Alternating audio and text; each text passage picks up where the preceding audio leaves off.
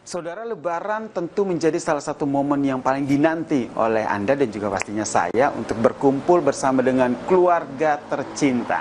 Nah, di momen Hari Raya Idul Fitri 1446 Hijriah kali ini saya akan mengajak Anda untuk berbincang dengan salah satu tokoh tanah air untuk kita tanyakan langsung seperti apa tradisi Lebaran bersama dengan keluarga besarnya dan tentu saja menanyakan apa pesan kedamaian yang ingin disampaikan di momen Hari Raya Idul Fitri ini. Langsung saja, saudara, saya ajak Anda untuk bertamu langsung ke rumah Wakil Presiden ke-10 dan 12, Bapak Yusuf Kala. Assalamualaikum warahmatullahi wabarakatuh. Apa kabar, baik, Bapak? Alhamdulillah. Selamat Hari Raya Idul Fitri 1446 Hijriah. Alhamdulillah. Mohon maaf lahir batin ya. Iya. Mohon diganggu dulu nih. Oh, di nuansa Lebaran. Ayo silakan. Memang Lebaran hari silaturahim. Betul. Apa kabarnya Bapak Alhamdulillah. Pak JK? Sehat ya? Sehat.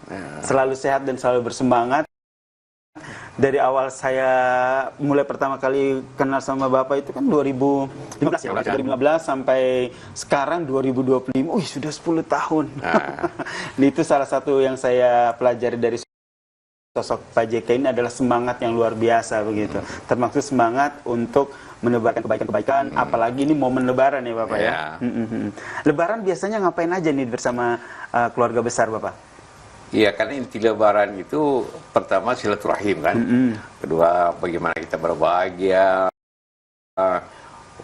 bagaimana saling memaafkan. Jadi ada yang kita lakukan adalah silaturahim, menerima keluarga, teman-teman, tamu-tamu yang lain, dan mengunjungi orang tua. Nah, jadi itu selalu hari pertama begitu. Di samping itu tentunya juga karena kita sudah 30 hari puasa, maka selalu silaturahmi Ramadan ini dibarengi dengan makan-makan. Iya, ini yang seru ya. Tahun ini kan lebarannya di Jakarta. Biasanya kan lebarannya itu kan lebaran hari pertama Jakarta, kemudian hari kedua itu tuh atau hari ketiga itu ke Makassar. Iya, insya Allah. Kalau tahun itu ini juga sama. Sama ya? Itu sama. Jadi lebaran hari pertama di Jakarta, kemudian lebaran hari kedua atau ketiganya itu berangkat ke Makassar. Di Makassar, insya Allah. Itu berarti jadi salah satu tradisi yang sudah lama dipertahankan oleh keluarga. Puluhan tahun artinya. Sejak saya pindah ke Jakarta, saya pindah ke Jakarta ini tahun 99. 99. Iya. Jadi sudah 25 tahun, 25 tahun lah, 26 tahun. Jadi selalu sejak jadi menteri, jadi Menko, jadi Wapres 2 kali itu begitu. Lebaran di sini. Biasanya di Istiqlal atau di Al-Azhar. Setelah itu besoknya pulang ke Makassar. Pulang ke Makassar. Hari ketiga silaturahim terbuka, open house orang bilang di Makassar. Di Makassar. Ya. Gitu. Kalau sekarang itu Pak JK kan kalau kita lihat ini juga keluarga besar ya, cucunya banyak banget. Gitu. Nah, ketika momen Idul Fitri ini juga jadi salah satu momen yang ditunggu oleh Pak JK ya untuk berkumpul bersama dengan keluarga, terutama cucu-cucunya nih. Oh iya.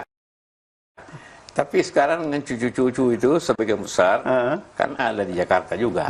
Ya. Jadi sekarang tiap buka puasa atau sahur malah kumpul. Oh, malah kumpul di sini ya? Kumpul tinggal dekat sini. Komplek ini sebagiannya.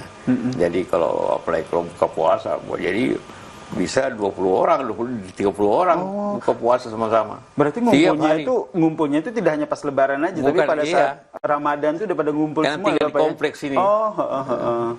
Gitu. Seru ya berarti ya ngumpul bersama dengan cucu-cucu. Iya, seru.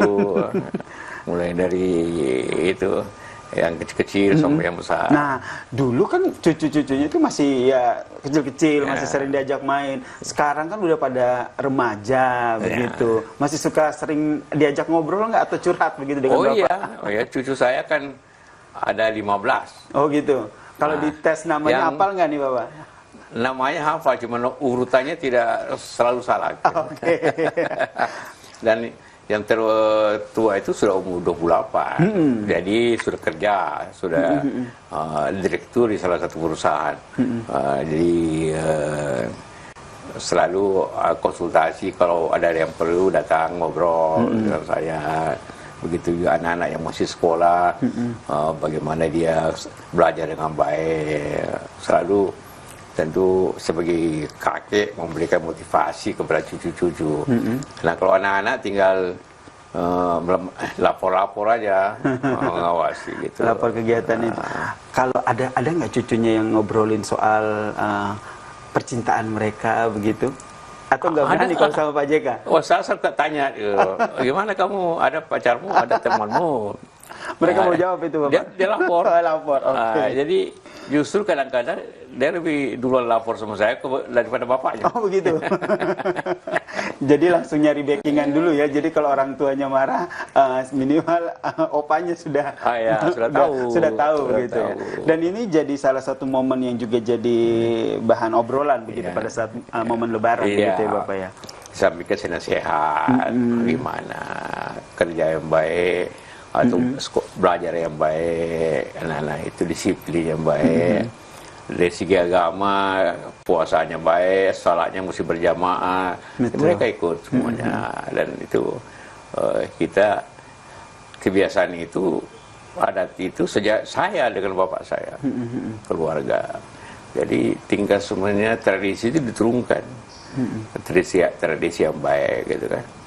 Bagaimana menanamkan nilai-nilai agama itu dari kecil ya, sehingga sudah menjadi sebuah kebiasaan.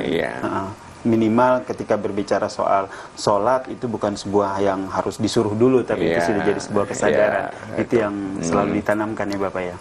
Malah kadang-kadang kalau bulan terawih dia duluan ngajak, Pak, waktunya terawih. Oke, mari kita terawih. Oke, saling mengingatkan begitu. Kalau ada tradisi khusus nggak atau kegiatan khusus tidak Bapak? Ketika ngumpul bersama dengan keluarga besar, itu ada kegiatan atau apa, atau hanya sekedar ngumpul? Yang ngumpul dan secara langsung saya nanya apa kegiatannya hari ini, yang kerja apa kerjaan di kantor, kalau yang sekolah belajar apa hari ini, kalau masa ujian bagaimana ujianmu, kalau dia banyak waktu yang belajar, kok pulang belajar. Oke. Gitu.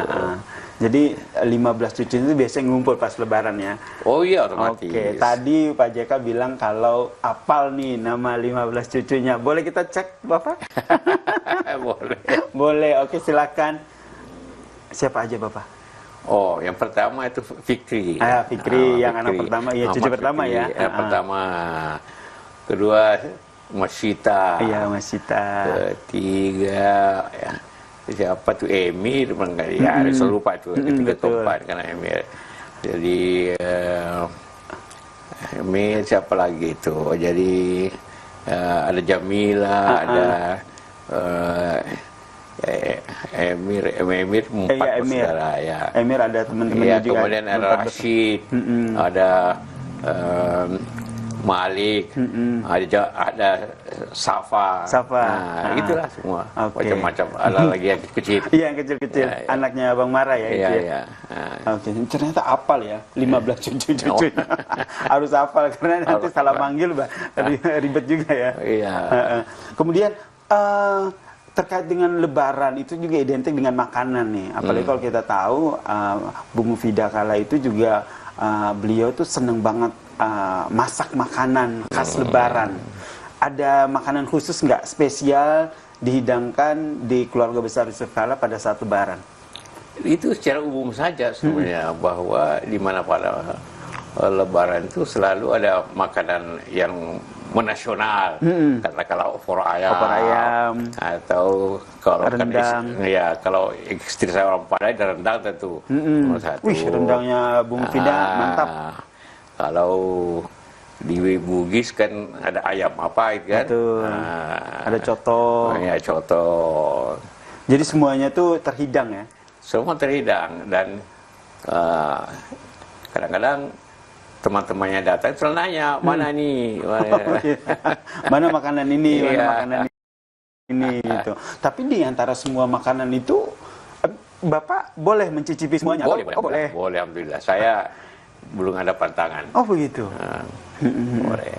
Di usia yang sekarang masih boleh mencicipi Boleh. semuanya ya. Nah, ada malah satu kali ada dokter kepresidenan gitu, Dr. Asis, Profesor Asis, nanya, dokter, ada nggak pantangan saya setelah dia periksa saya? Udah ada. Apa? Saya sudah mulai begini apa? Mulai deg-degan ya. Oh, dia bilang makanan yang tidak enak. Oh. Kenapa? Ya kalau tidak enak itu pasti kurang makan. Berarti alhamdulillah di umur Bapak yang sekarang itu masih bisa, belum ada pantangan untuk menikmati semua makanan ya. Yang penting jangan berlebihan ya Pak pastinya. Iya, jangan berlebihan. Jangan terlalu manis, atau begitulah. Pasti itu. Ada makanan khusus nggak pada saat Lebaran yang selalu ingin dimakan oleh Pak JK? Iya, seperti itu sebenarnya. Ya sebenarnya tadi opor ayam tentu, atau kita orang Makassar makan coto. Makan coto. Seperti itu. Yang itu wajib itu. Wajib ya. Dan memang coto Makassar itu tuh juga rasanya juga pasti nikmat banget ya begitu ya. Kalau cemilan-cemilan kayak kue-kue gini? Iya, ini boleh sama dokter kan? boleh. Ini Cookies. cookies ini ya terima kasih, ini umumnya dikirim teman-teman. Oh begitu. Iya. Di setanda hubungan Silaturahmi ya, tetap kekeluargaan, jalan. persahabatan. Tanda silaturahmi. Di samping bunga-bunga. Jadi makanan nggak ada pantangan, kemudian cemilan juga nggak ada pantangan, dan masih sehat begitu. Jadi pertanyaan selanjutnya mungkin ini juga sering ditanyain, tipsnya apa Bapak? Iya, tipsnya sebenarnya keikhlasan. Pertama ya kita makan sesuai dengan yang enak untuk kita, tapi yang bergizi yang baik. Ya tentu juga yang dinikmati banyak orang. Kalau tipsnya, saya makan tidak banyak. Tidak banyak. Tidak banyak. Hanya umur ini kan selalu begitu, sudah menurun. Tapi lebih banyak makan buah, gitu, seperti itu. Dan juga di samping itu diberikan kan olahraga. Oh masih olahraga? Oh iya, kan kita pernah golf bareng Bapak. Iya, olahraga, saya teratur olahraga. Berarti olahraganya masih rutin ya? Cuma bulan puasa begini jarang, karena sulit. Betul. Lihat, kadang-kadang rencana main pagi atau sore hujan. Oh Jadi, iya. lebih baik Di rumah aja. Di rumah aja. Jadi olahraga masih rutin, kemudian tadi apa? Ikhlas ya? Ya. Ikhlas, bagaimana kita mengikhlaskan apa yang telah diberikan, juga mensyukuri. Jadi makan selalu sederhana, tidak boleh berlebihan. Ini yang menjadi salah satu kunci dari sosok seorang Yusuf Kala akhirnya bisa sehat dan bugar sampai saat ini. Nah ini bisa kita contoh, bisa doakan kami ya, biar kami juga bisa sehat dan juga bugar seperti Pak JK gitu. Nah kalau berbicara soal Lebaran, silaturahmi tentu tidak hanya dengan keluarga besar, tapi ada juga beberapa relasi Pak JK ataupun kenalan baik politisi maupun pejabat yang juga hadir di sini ya. Itu biasanya ramai juga ya Pak ya? Ramai biasanya dari pagi sampai sore, kadang-kadang malam pun ada juga. Tapi karena umumnya di Jakarta saya sehari, ya jadi teman-teman juga, dan mereka juga tersebar, banyak juga yang mudik, ya kan. Nah, teman-teman juga ya, kalau teman-teman ya kan ada yang tidak mudik datang. Kalau yang mudik biasanya nanti setelah pulang baru ketemu kita lagi. Ya seperti itu. Banyak yang pulang juga. Banyak yang juga datang ya. Momen Lebaran itu biasanya masih sering dimanfaatkan oleh pejabat-pejabat atau politisi datang untuk tidak hanya sekedar ngobrolin Lebaran, tapi ada ngobrolin hal lain gitu nggak sih Pak? Biasanya kurang ya? Ramai kan? Ramai. Jadi kita hanya bicara ringan-ringan aja. Ringan. Bagaimana keadaan kesehatan, bagaimana. Ya ada juga otomatis bagaimana keadaan punya tugas-tugas, bagaimana keadaan negara. Ya, tapi yang ringan, tidak serius benar. Tidak serius ya nih. Jadi tetap dimintai pendapat, dimintai saran terkait dengan kondisi negara dan juga tanah air kita ya. Nah, ini yang sebenarnya ingin saya tanyakan lagi, seperti apa sosok seorang Yusuf Kalla melihat kondisi tanah air kita saat ini, baik di bidang perekonomian, perpolitikan, bahkan kondisi dunia begitu, di tengah ada konflik di Gaza yang juga belum kunjung selesai begitu. Ini yang nanti kita obrolkan lagi, tapi usai jeda ya Bapak ya, kita lanjutkan obrolan kita. Tetaplah bersama kami di Sapa Indonesia Malam.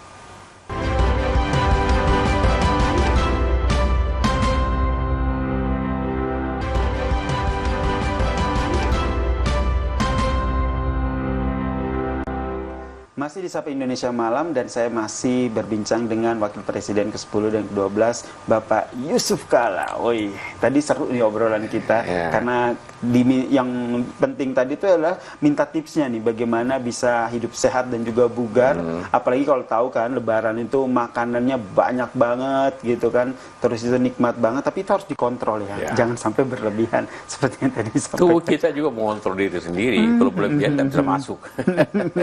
Itu yang juga harus dikontrol gitu. Nah, tadi berbicara soal banyak yang pejabat ataupun politisi yang datang untuk memintai pendapat dan juga saran seorang Yusuf Kalla terkait dengan perpolitikan ataupun kondisi tanah air kita saat ini gitu. Dari serangkaian kejadian-kejadian yang terjadi sepanjang awal tahun hingga sekarang ini, bagaimana seorang Yusuf Kalla melihatnya?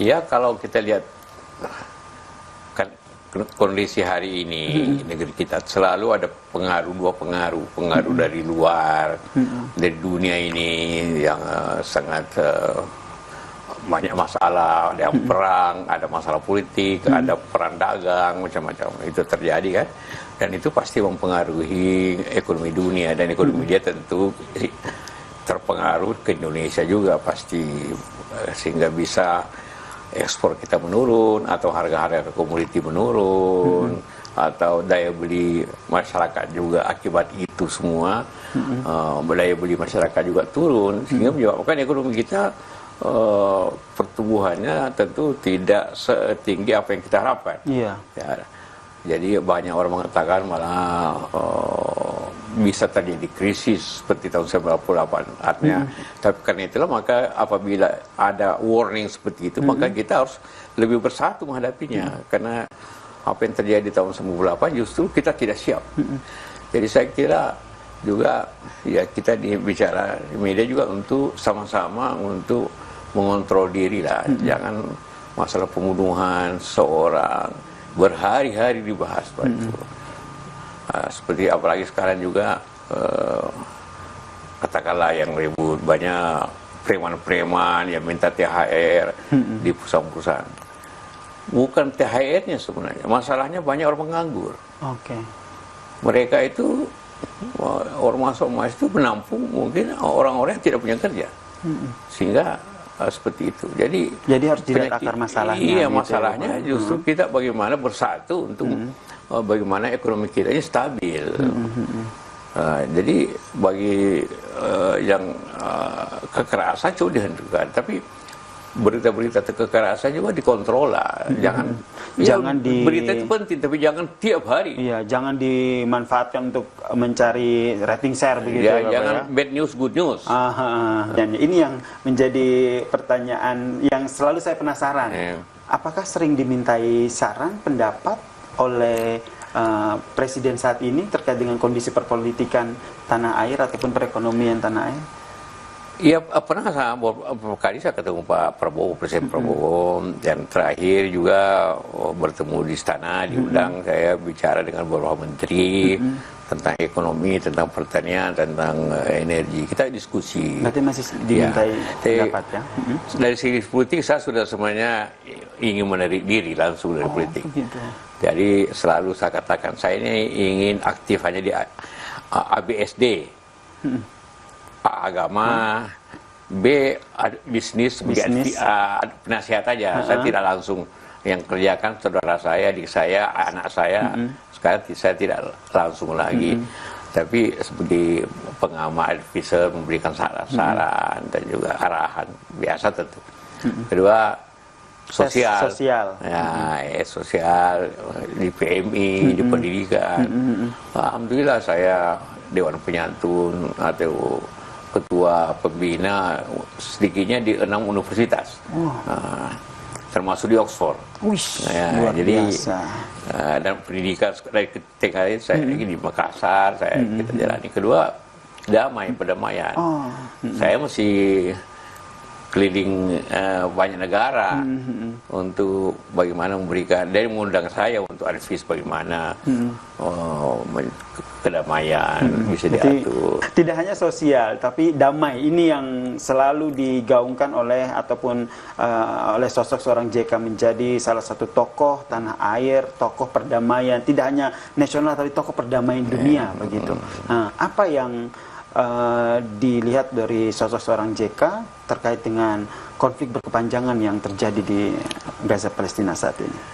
Ya, kalau presiden itu memang, kalau saya selalu lihat bahwa ini bukan lagi masalah politik ideologi, tapi sudah masalah kemanusiaan. Memang awalnya juga tentu saya selalu bicara kepada pimpinan Hamas di Doha, almarhum Ismail Haniyah. Saya selalu bertanya, kenapa Anda menyerang pada tanggal 7 Oktober itu, tahun 2003 kan?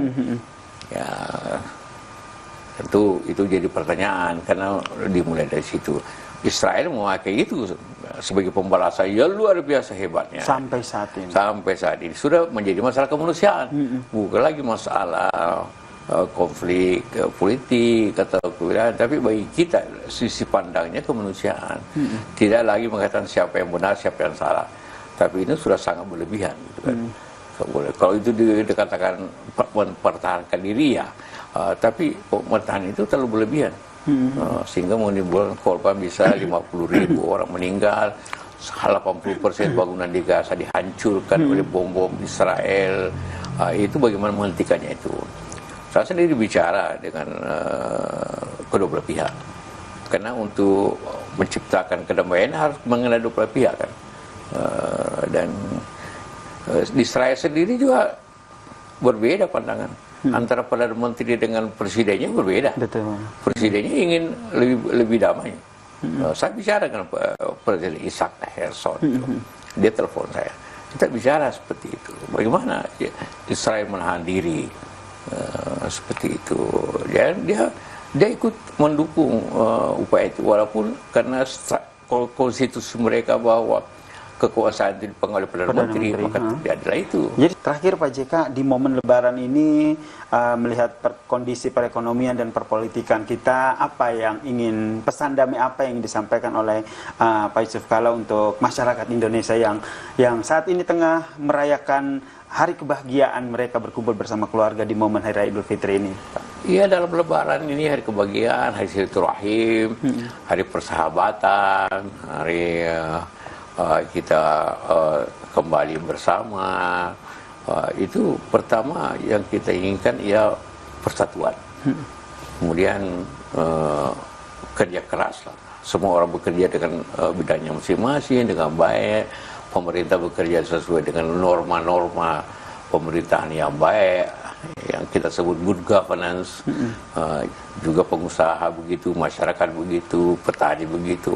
Nah, tanpa persatuan, tanpa kerja keras dan kebijakan yang benar dari tentu pemerintah, saya yakin Bapak Presiden Prabowo terus berusaha berpikir untuk kemajuan, pasti begitu.